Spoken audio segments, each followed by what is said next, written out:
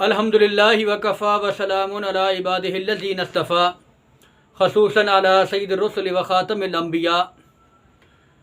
मेरे इंतहाई वाजिबुल एहतराम गयूर मुसलमान भाइयों और बहनों, अस्सलामु अलैकुम वरहमतुल्लाहि वबरकातुहू।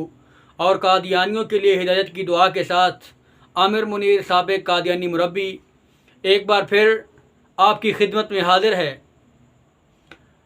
नाज़रीन कराम और मेरे मुखातिब ग़ुलाम अहमदियों,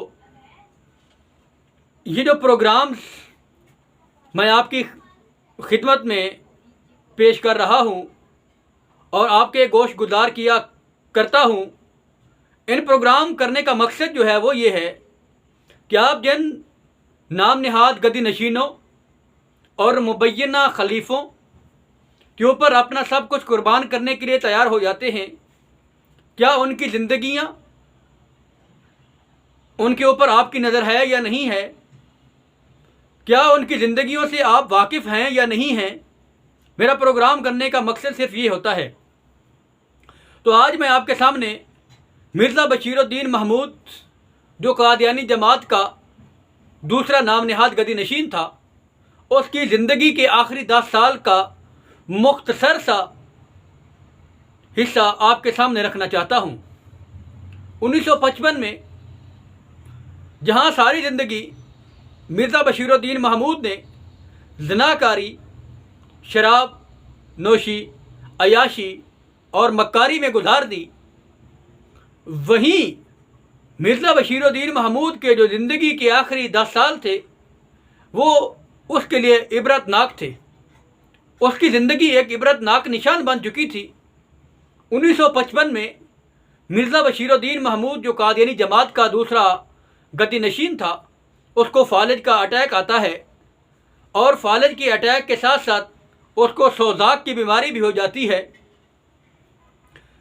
सुनने वाले ये जानते हैं अक्सरियत में कि सोज़ाक की बीमारी क्यों हुआ करती है। सोज़ाक की बीमारी एक ऐसी बीमारी है कि अगर मर्द औरत के अय्याम हैज़ में उससे मुबाशरत करता है तो उसका जो निचला वाला हिस्सा होता है, जो उसका निचला हिस्सा होता है, जो धड़ होता है, जो मर्द की शर्मगाह होती है, वो गलना सड़ना शुरू हो जाती है और उसके अंदर पस पड़ के उसके अंदर जरासीम पैदा हो जाते हैं। यही हाल मिर्ज़ा बशीरुद्दीन महमूद की जहाँ फालिज के अटैक आता है, वहाँ उसको ज़िंदगी के आखिरी 10 सालों में सोज़ाक की बीमारी भी लग जाती है। और ये वाक़यात बताने वाले कोई गैर नहीं हैं, ये वाक़यात बताने वाले हकीम नूरुद्दीन के बेटे अब्दुल हई उमर और अब्दुल मनान उमर ये वाक़यात बनाने के ऐनी शाहिद हैं। और उसके बाद कादियानी जमात के एक डॉक्टर जुमा खान, जो कराची के अंदर थे, ये रवायत बताने वाले कादियानी जमात के जो मुग़लिया ख़ानदान के चश्मो चराग हैं, जिनका नाम मशहूद अहमद है। और ये मशहूद मिर्ज़ा बशीरुद्दीन महमूद के इंतहाई करीबी रिश्तेदारों में से हैं। ये बात बताते हैं कि एक मर्तबा ये मिर्ज़ा बशीरुद्दीन महमूद को मिलने के लिए जाते हैं और जब उससे मुलाकात करते हैं तो उसका निचले वाला जो हिस्सा होता है, जो उसका धड़ होता है, जो उसकी शर्मगाह होती है, उसके अंदर से पीप और पस निकल रही होती है। और ये मिर्ज़ा बशीरुद्दीन महमूद को जहाँ इस्लामाबाद में इलाज करवाने के लेके जाते हैं, जहाँ मुख्तलिफ़ पाकिस्तान के अज़ला में मुख्तलिफ़ शहरों में उसका इलाज करवाने के लिए लेके जाते थे, वहीं पे उसको ये कराची भी लेके जाते हैं। कराची में जिस डॉक्टर के पास लेके जाते हैं, उस डॉक्टर का नाम डॉक्टर जुमा खान था। और डॉक्टर जुमा खान ने ये कस्मिया बात जो है ये अब्दुल मनान उमर साहब को बताई कि जब ये मिर्ज़ा बशीरुद्दीन महमूद को यहाँ मेरे पास लेकर आए तो अल्लाह की कसम उसका जो निचले वाला धड़ था, उसकी जो शर्मगाह थी, वो आधे से ज़्यादा गल सड़ चुकी थी और उसके अंदर से पस और पीप इंतहा दर्जे की निकलती थी कि उसके पास इंसान बैठना एक मुहाल हो जाता था कि उसके पास इंसान बैठ सके। यहाँ उसकी ज़िंदगी के 1955 से लेकर 1965 तक उसके ऊपर यानी मिर्ज़ा बशीरुद्दीन महमूद के ऊपर अल्लाह के आज़ाब मुतवातर आते रहे। एक नहीं, दो नहीं, पे दर पे अल्लाह के मुतवातर उसके ऊपर अजाब आते रहे। और वो इस दुनिया फ़ानी से एक इबरत का निशान बन के गया।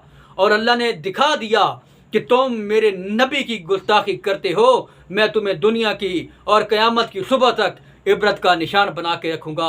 गुलाम अहमदियो, ज़रा गौर करो, जिनको तुम अपना नाम निहाद गद्दी नशीन मानते रहे, जिनके लिए तुम अपनी जानें कुर्बान करते थे, जिनके लिए आज तुम अपनी इज़्ज़तें कुर्बान कर रहे हो, क्या वो इस काबिल हैं भी या नहीं हैं?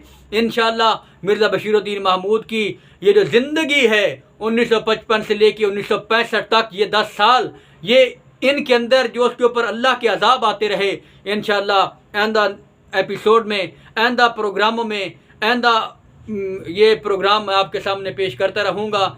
मेरी इस वीडियो को शेयर भी कीजिए और इस चैनल को लाइक भी कीजिए, ताकि ये कादियानियों के लिए हिदायत का ज़रिया बन जाए, या कम से कम इतना तो हो जाए कि वो कादियानी जो इनको सब कुछ अपना समझ रहे होते हैं, उनके ऊपर इनका वो जो एक ईमान है, इनको पता लग जाए कि हम किन को अपना पेशवा मान रहे हैं।